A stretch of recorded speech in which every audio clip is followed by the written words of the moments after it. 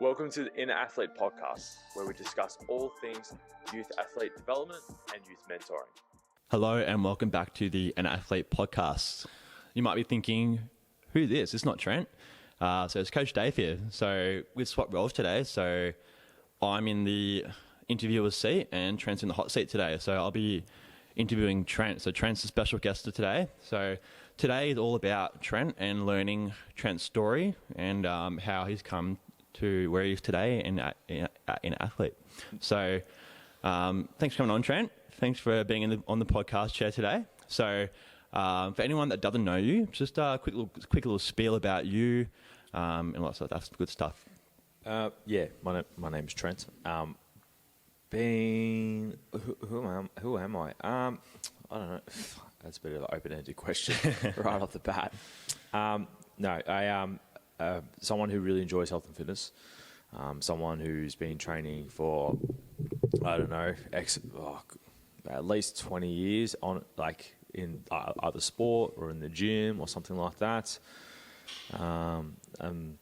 Someone who, I don't know, I guess, I love the health and fitness industry. I love, I guess, how it's kind of like helped me specifically. I know that's kind of like a little bit deeper already. But I guess who I am, I know, I'm just a kid born in Melbourne, and I guess I just saw a lot of things. I guess I wish I had I think growing up, I wish I had like a certain upbringing. I think I always kind of pictured I would go to a certain school or be like a certain athlete, or, I was kind of like the old one out when I was growing up as well, especially living in southeast Melbourne. And just kind of like, I was like always the big kid growing up, and, I don't know. It's such an open-ended question. Like, who are you? It's kind of like, where do you want to begin? Yeah. So, but I think the most important part is you're the guy behind an athlete. Like, essentially, you are an athlete. So, you're part of the brand. You started the gym here, but I want to really take it back to where it all first started. And you said like before, your childhood. Take us back to your childhood. What's your upbringing like? And what sort of your first sort of exposures to fitness? I was always a pretty physically active kid growing up. I was a very heavy kid as well, and I'd eat a lot. I guess I remember in primary school, I would go to my mate's place. He literally lived like a 2-minute walk from Sandy Primary, and at my household, there wasn't like chips or snacks or Baker's Delight. I remember that was it the apple and walnut scrolls. They were like my weakness at the time. They were so good. And then my mate, best mate at the time, I always go to his house. He would have a swimming pool. We'd go, he'd have a basketball ring. We'd shoot hoops, especially in the summer as well. We'd kind of just like muck around really. But I'd always would eat like what they would eat, and then they were always like fit and lean and skinny, and I was just like, I was always this big, heavy, I guess fat. I was a heavy kid when I was growing up, especially in primary school. And I guess I kind of I was good at sports, but I always knew that my weight would always let me down to some degree. Usually with the running component, whether it was like a baseball or any form of like kicking or anything like that. Or I think I remember one time we did like lacrosse or something like that. Like I was fine with that. I really enjoyed it. But it was really those sports where you had to kind of run, and like my fitness was just not good. And then even my joints as well. Like it was a shitty time when like my knees would feel, I don't know. My knees would just pull up really sore. And it felt like the world was just like so heavy. I guess that's probably the best way to put it. And I think I was probably about 10 years old. I think my mum, obviously, my mum was a big part of my life. She kind of tried everything that she really could to kind of get the help and support at a really young age. Like I was really overweight, and like I think we went to the first place we went to, was maybe like Short Slim or something like that. I'm not too sure if they're around today. They're basically like a weight loss clinic, kind of like a Jenny Craig to some degree, but it's a bit more individualized. You have dietitians you actually work with as well, as a dietitian clinic essentially. And it was good. It was good at the time. Like I think when I was really motivated and focused and was able to apply myself to it, I lost weight. Like it was pretty simple to follow, but I think there just wasn't anything to kind of like keep me doing it. At the end of the day, there wasn't really like a bone at the end. There wasn't really like a motivational goal or a larger outcome that I wanted to work towards. Like when you're 10 years old, the last thing you're worried about, like, yes, you are self-conscious to some point, but you're not like, you know, thinking of 10, 15 years down the track and have the maturity to see that far into the future as well, especially with you just worried about what's happening tomorrow at school. And that was kind of like my first exposure to it. Then I think I gained the weight back. From there. I think I was a little bit older. I think I was about like 12 or 13 years old. And we came across, I was called Fit Kids or Kids Fit or something like that. So it was like a local, there's a local PT in Hampton, Mark Stafford. That was the guy who was running the program. And there was like maybe 3 or 4 other kids in it. And I think it was like 2 or 3 times a week. We'd go to the gym. It would exercise under supervision. And that was kind of like my first real dose to training in a gym setting. And I had dabbled in other sports and whatnot, like where it was like soccer, basketball, martial arts and all that along the way. But in terms of my health and fitness journey, that really stuck. I think that was probably like the key one for me. Then I think it was good for the time because a lot of the stuff was like, it was hard. Like it was good but hard in a way. Like we'd do like stair runs and we'd do like efforts on the bike. Like we didn't do much weights at the time, and I think the research or the general consensus at the time was like, oh, weights should be for, you know, if you're 16 years and over or something like that. And I'm just like, I'm doing all this cardio. I'm like, it's hard. I'm hating it, but you know, I felt all right fitness wise. But I think I transitioned from that because there was such a heavy emphasis on cardio. There was a little bit of boxing, a little bit of rowing. I think the boxing and rowing I probably enjoyed the most because that was probably what I was good at. I remember one of the trainers at the time, he said, it's like, oh, we got on the rower. We did like 500-meter efforts or something like that. It's like, oh, why did you get into rowing? And I'm like, oh, because it's boring. You're doing the same movement, you know, 30 times a minute. I'm like, nah, not for me. And did a little bit of boxing in terms of more from a fitness perspective. Then I got exposure to some athletic development stuff with another trainer at the same gym as well. That was a bit more enjoyable because we were able to do some some bench pressing, getting into the weight room a little bit more. You know, we're in like the class studio doing like some SAQ work, some speed, agility, quickness, and that was kind of like what I kind of enjoyed a little bit at the time. Then I probably fast forward a little bit more. When I was still doing that, then I hit a wall somewhere where I ended up going to like Weight Watchers. So for those who don't know what Weight Watchers is, it's basically like a community group. It's more designed for older ladies wanting to lose weight, follow a point system. It's pretty easy. It's kind of like an abbreviated weight to calorie count. It was okay for what it was for me at the time. And I actually did really well on it because it was like accountability. I think my mum did with me at the time as well. I was like 13 or 12 or 13 at the time. I ended up losing like 20 kilos over like a 6 to 8 month period. I wish I had the booklet with me. And you had to have a booklet with you, and it basically you track it and date it and all that jazz. It was good on that sense. Then I think my weight was it kind of like when I stopped it, I think they slowly started to come back on board. And I think it's probably the downside with some of these programs is they you learn how to follow a system, but how do you follow something more from a sustainable perspective? So more learning the tools and resources, kind of like understanding what the protein, carbs, and fats were at the time, your calorie requirements. It wasn't really taught because it's just a point system then. I think it still is now. Fast forward a little bit, I think my mum got me a gym membership. I think I remember this pretty vividly. We went to a GP because you had to get a certificate, right? I think I was 13 at the time. This was for I think it was Healthland before it converted to Fitness First, and we went to the doctor. I was like this big, like obese doctor. He was like weird because he would wear like gold, like a lot of like gold necklaces, rings. It was really odd, and he had like gold on the desk, like a different like trinkets.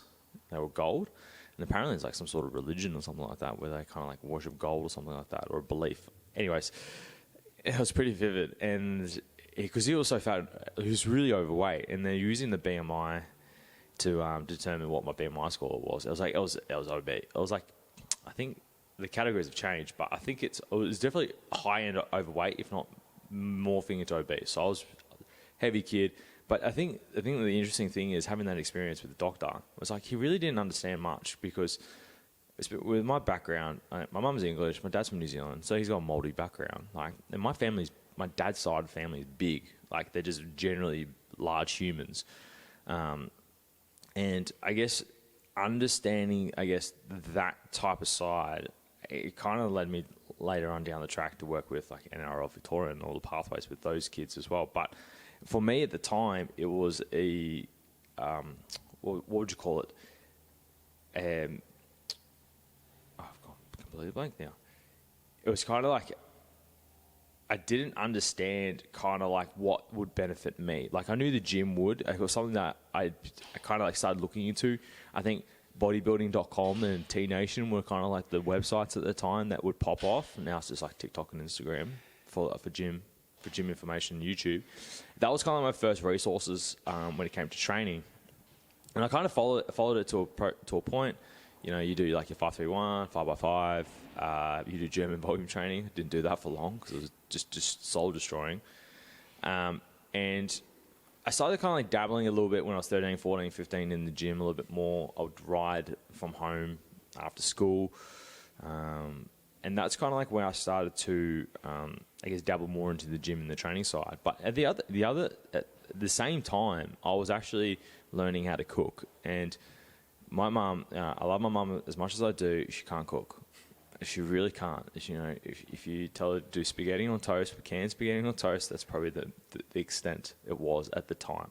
So when I was in grade 2, I actually started making my own lunches. So I started kind of like eating foods that I wanted to. I went to the tuck shop and all that jazz, and like my mum tried to provide healthy food, but it was just pretty like basic. I wasn't getting much exposure to different foods at the time. Then I started doing the exposure myself. Then I think as I was growing up, I watched Ian Hewittson's Huey's Cooking Adventures. It was on at 3:30 on a weekday. I would go home, I'd watch that, and I'd learn some real basic cooking techniques and skills. And I think that I owe the TV show and Huey and the shout out Huey. Shout out Huey if you're watching this. To learning how to cook. And I think this kind of like we tell the kids these days, like, you should learn how to cook, learn how to do a roast, learn how to cook eggs, learn how to cook a steak, chop vegetables. I think having those skills is really kind of is going to set you up in the longer term. Like a toasted sandwich is great to a point, but you don't want that to be the extent of your skills. Because you're really going to lack the variety needed to require, especially for like younger athletes that we work with. They need a lot more energy-dense foods. They need foods that are going to have like a lot of micronutrients in them as well. And that's where like cooking can come into play, and experimenting and trialing different foods, preparing them in different ways. So like roasting versus pan frying versus baking versus steaming or whatever it is, right? And that was kind of like, my first exposure to like proper cooking. And actually, I quite enjoyed the cooking side as well. Like I did food tech, I think until like year 10 or year 11 or something like that as well. And I think even during high school as well, when I was transitioning to high school, I was pretty self-conscious as a kid. I was still quite fat and overweight. And I went through periods where I was like fluctuating in body weight again. So I lost a whole chunk of weight again. And, people would look at you different. If you genuinely lost a chunk of weight, people will look at you differently. Especially if you don't see them on a regular basis. Like, wow, you're looking great. You're looking good. But mentally, I was not in the right headspace. And I was like, when I first joined the gym at Healthland, and I remember doing like hours of cardio. Like I do 20 minutes on the treadmill, like walk. I do like 20 minutes on the cross trainer. I do 20 minutes on the bike, and that was pretty much the extent of it. And I think I started dabbling a little bit more into the weights as I started reading more articles along the way as well. Then I lost a chunk of weight when I was 14, 15, because I remember that was the time that I think I made a deal with my mum that I wanted to play rugby league because I tried other sports. It just wasn't really I was okay at them, but I just wasn't really making it far. Like I played tennis as well. Like I was okay at tennis, and I cooked my shoulder. Then, yeah, transition and got into rugby league. And my mum was really skeptical. She didn't want me doing any contact sports, which is, fair enough for any parent, really.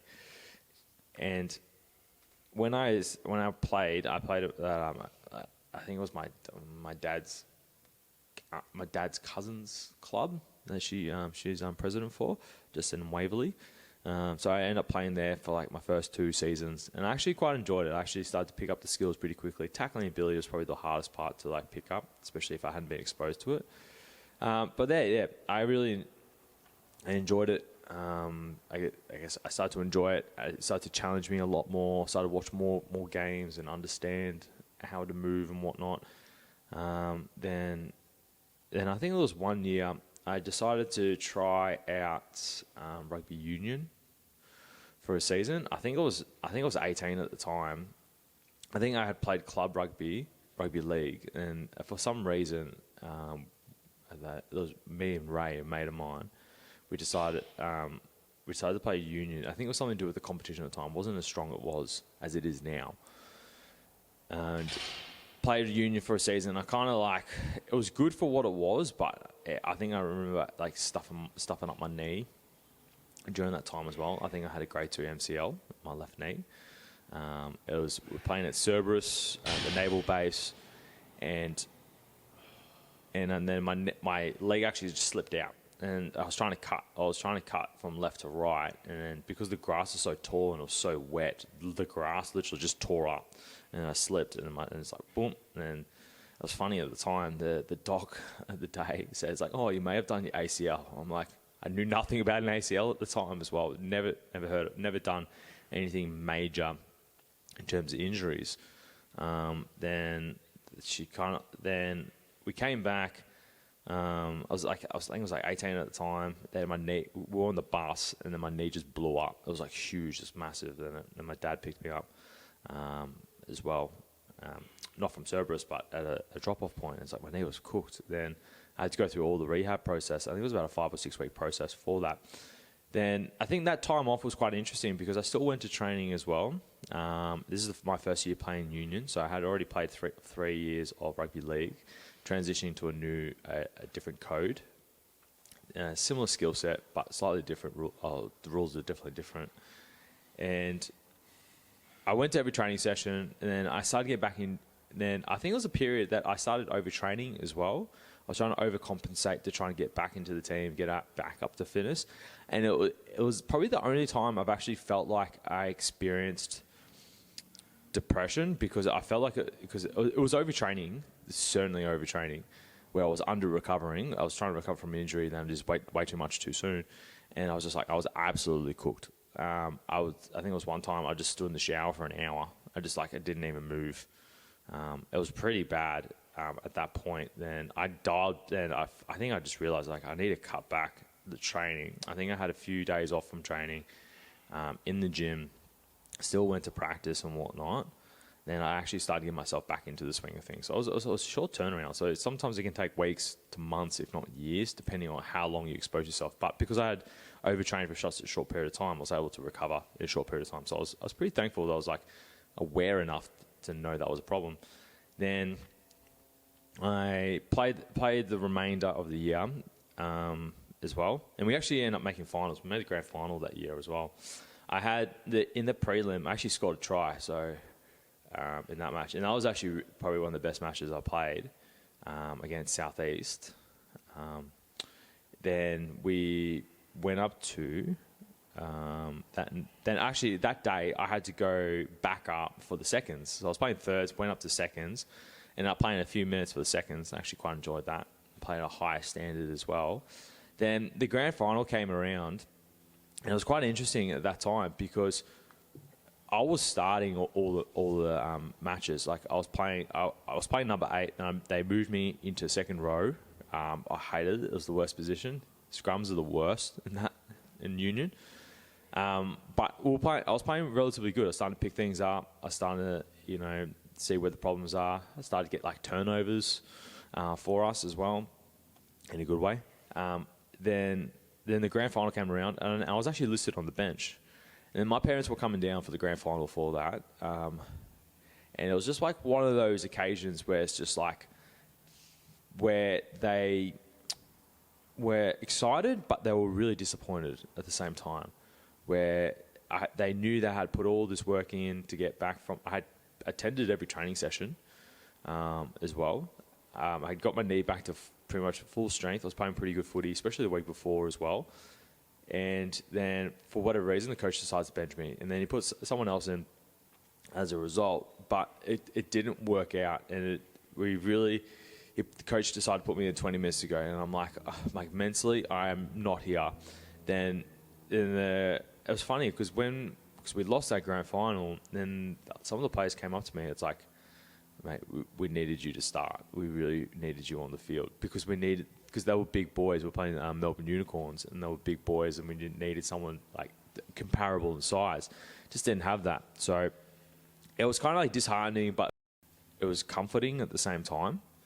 I think that was probably the first and last year I played union. Then I went overseas to play rugby league over there. But the reason why is I wanted to go over there, and this is whilst I was studying my degree as well, was on my degree in sports science, was I had always had an interest in US college sports, but also in the US culture as well, because I know it started to kind of like permeate across more so, especially as social media started to really ramp up in Australia.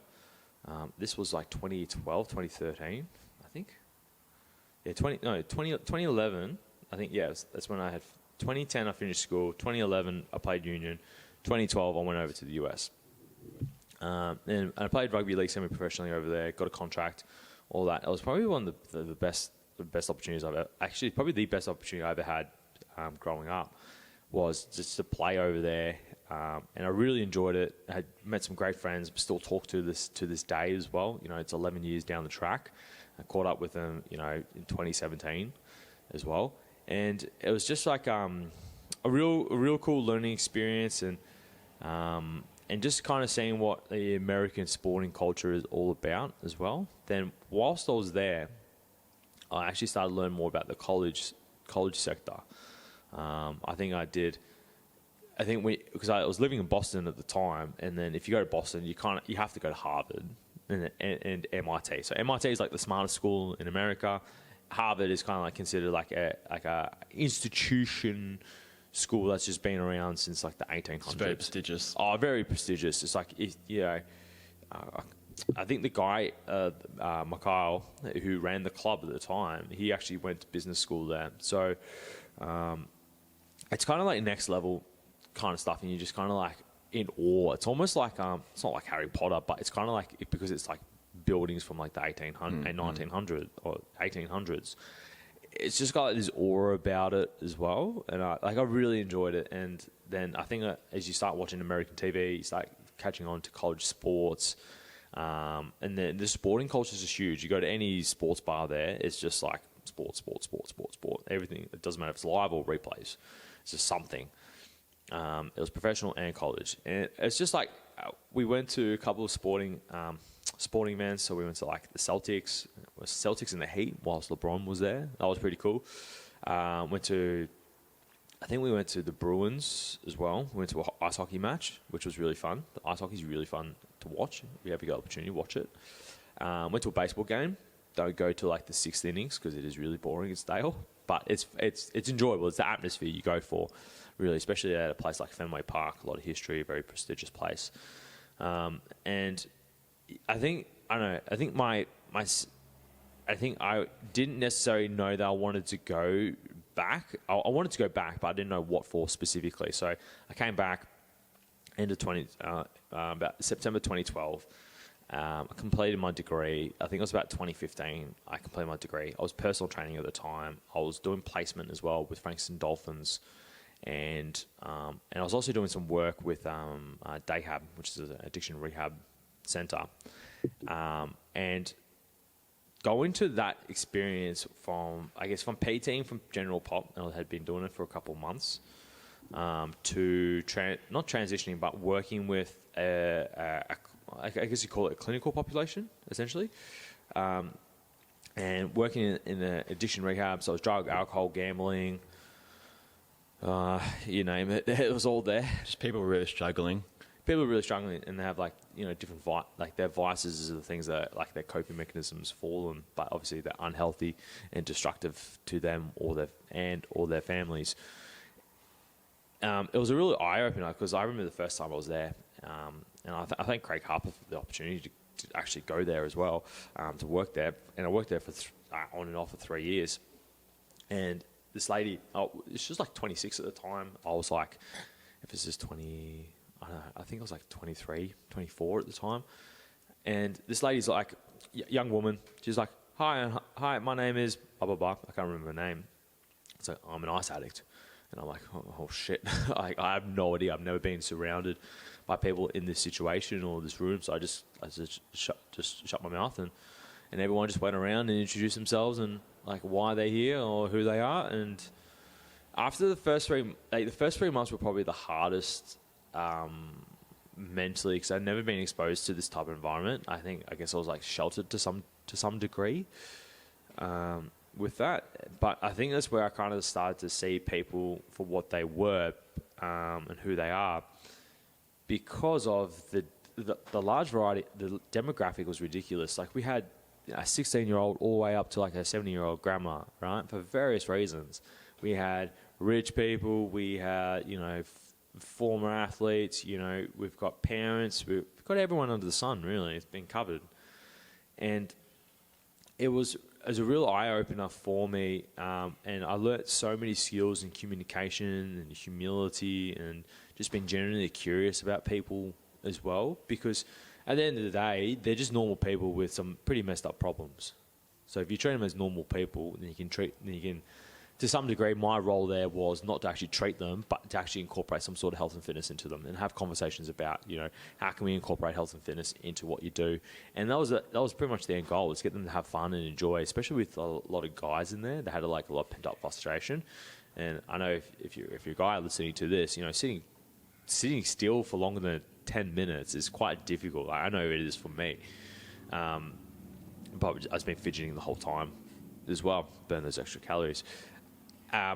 And working with them was really good, because you could get them outside and using exercise as a form of that dopamine release. I guess you would have a better opportunity to actually connect with people when they're actually exercising or doing some moderate to high intensity physical activity.